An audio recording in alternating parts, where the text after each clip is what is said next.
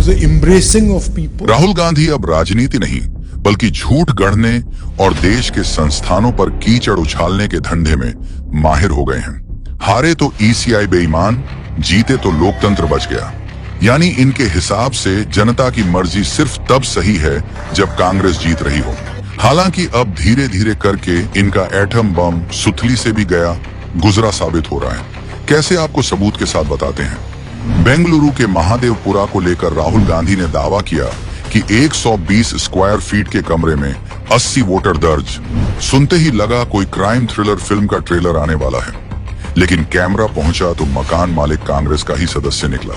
और भाई साहब खुद कह बैठे, राहुल जी शायद कंफ्यूज हैं, मतलब अपने ही सबूत पर अपनी पार्टी के आदमी ने कैंची चला दी।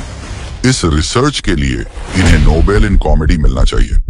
दूसरा सबूत देखकर तो राहुल गांधी की फर्जी दावों पर शक और बढ़ जाता है, क्योंकि कांग्रेस ने कर्नाटक में अपने ही मंत्री को पार्टी से सिर्फ इसलिए निकाल दिया क्योंकि उन्होंने आगे आकर कहा कि वोटर लिस्ट तब बनी थी जब हम सत्ता में थे, हमें शर्म आनी चाहिए, हमने ऐसा होने दिया। हमने तब ड्राफ्ट सूची जांच क्यों नहीं की? अब बताइए, कांग्रेस के खुद के लोगों को इस अड़ियल शहजादे पर भरोसा नहीं तो देशवासी क्यों करेंगे? अड़ियल युवा के मुताबिक हर वो इंसान फर्जी वोटर है जिनका मकान नंबर 0 है।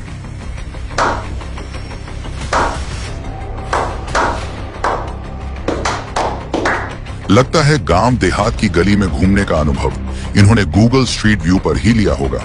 कोई बताए कि देश के अनगिनत गांवों में मकान नंबर 0 होना बिल्कुल आम बात है। यहाँ तक कि रायबरेली में भी, जहाँ से खुद गांधी परिवार जीतता रहा है, वहाँ भी पड़ताल में पता चला कि कई लोगों के मकान नंबर 0 हैं। तो क्या वहाँ भी वोट चोरी का अड्डा है? क्या वोट चोरी कर करके राहुल गांधी और उनका परिवार वहाँ से सांसद बनता आया है? अगर सच में फर्जी वोटर्स की चिंता है तो 2022 गोवा विधानसभा चुनाव का हिसाब भी दीजिए। टीएमसी, जो बंगाल के बाहर अस्तित्व में ही नहीं, वो गोवा में अचानक 5% वोट शेयर कैसे ले आई? इस पर कोई सवाल नहीं, कोई प्रेस कॉन्फ्रेंस नहीं।